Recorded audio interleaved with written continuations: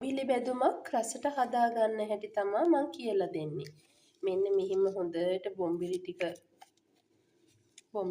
හොඳට මේ සුද්ධ කරගෙන 3 පාරක් 4 පාරක් හොඳට බොම්බිලි හොදගන්න.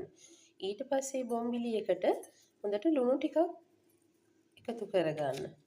ලුණු එකතු කරලා ඒකට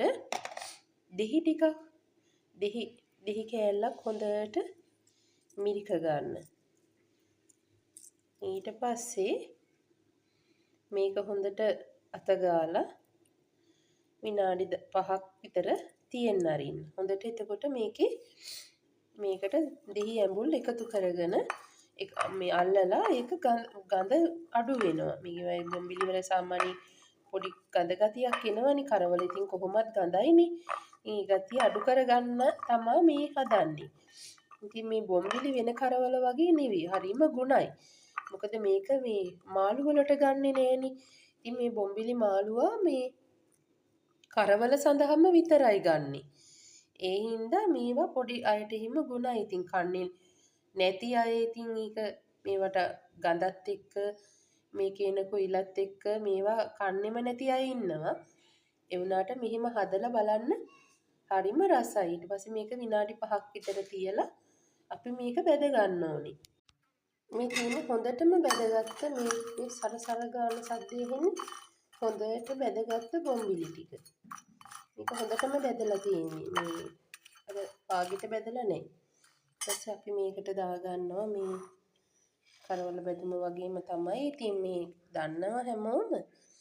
මේ උනාට මෙහිම හදාගත්තාම මේ වගේ දේවල් නොකා ඉන්නේ නෑ කවුරුත්. ලුණු, කරපිංචා, මේ තක්කාලි, මාළු මිරිස් ටිකක් ඕන වෙනවා. අර බොම්බිලි ටික බැදගත්ත තෙල් ටිකම තියලා මම ඒකට රත් වෙන්න ඇරලා ඊට පස්සේ කරපිංචා ටික, ලුණු ටික ඒවා දාගන්න.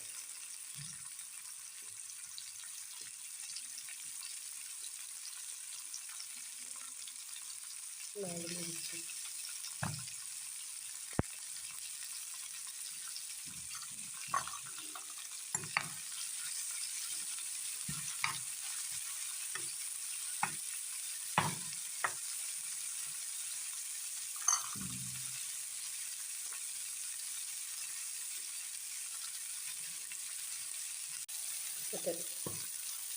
ලුණු කුඩු ටික, මිරිස් කුඩු ටික එකතු කරගන්න.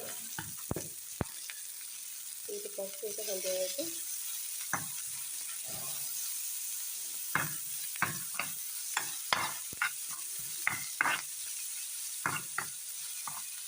බැදෙන්න ඇරලා